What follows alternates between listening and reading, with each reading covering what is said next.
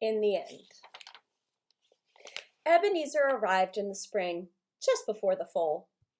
He surveyed the property and grumbled about all the things that should be done. The pasture fence needed mending, and the chickens needed a new coop. Margaret needed help selling the eggs in town. Charlotte was tickled because she figured all his bellyaching meant he'd come to stay. And the foal? It came in the middle of the night, in the middle of a thunderstorm. It gave Charlotte fits and worries because it was a breech, trying to come out the wrong way. She coaxed as best she knew, but when she was afraid they'd both be lost, she woke up Ebenezer. The two sat up all night soothing the mother horse, who was as frightened by the thunder as she was by the birthing. While Ebenezer tried to deliver the foal, Charlotte paced like an expectant father. Her mind was on the night she sat up with Freedom. And she was remembering Vern. If he were here, he'd be telling her to settle down, that Ebenezer knew what he was doing. Vern had been right about so many things. But Charlotte needn't have worried. By the time the rooster crowed, a wet, folded-up bundle of legs was delivered. A filly. The baby horse barely stood on her wobbly legs when Ebenezer said, "There's another one coming! Twins!" And in a few frantic minutes, a colt stood next to his sister. "What are you going to name 'em?" asked Ebenezer. "You should call them Worry and Trouble for the night they gave us." And then he laughed. But Charlotte got quiet and serious-like. "Naming something important," she said, "and a name should stand for something. A horse's name should be fitting for a fine animal." She watched the foals and didn't say anything. The mare licked the colt, and then the filly started nursing. And after she'd considered them for some time, Charlotte crossed her arms and nodded her head with a knowing smile. It had come to her. "Well, you gonna keep it to yourself?" said Ebenezer.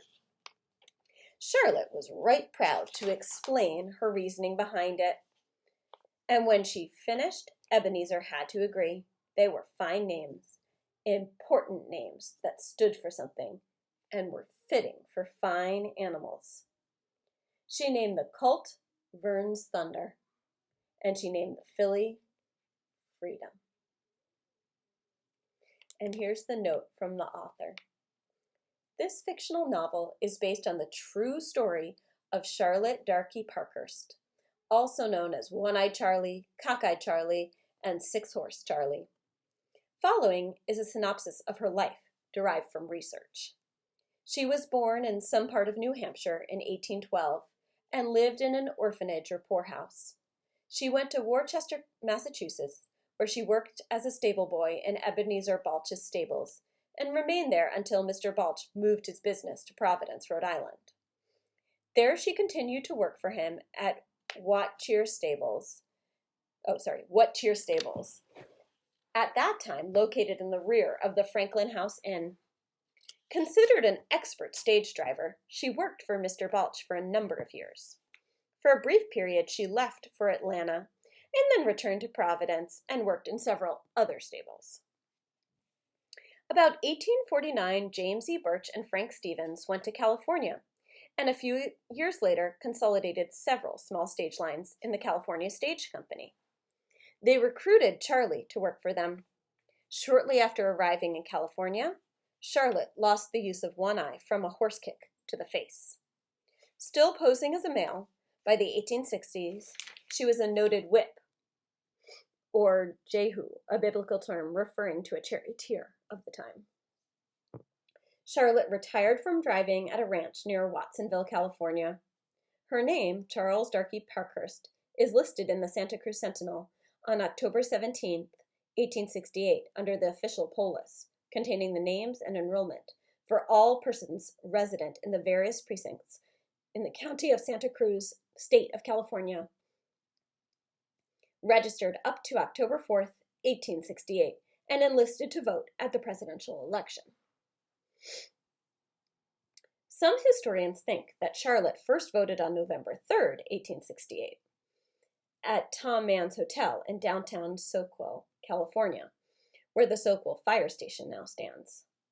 After Charlie's death, it was discovered that she was a woman. Deeds and records confirmed that Charlotte, disguised as Charles Parkhurst, owned property in Watsonville. Charlotte's cabin was near the 7 Mile House, a former stagecoach stop and hotel.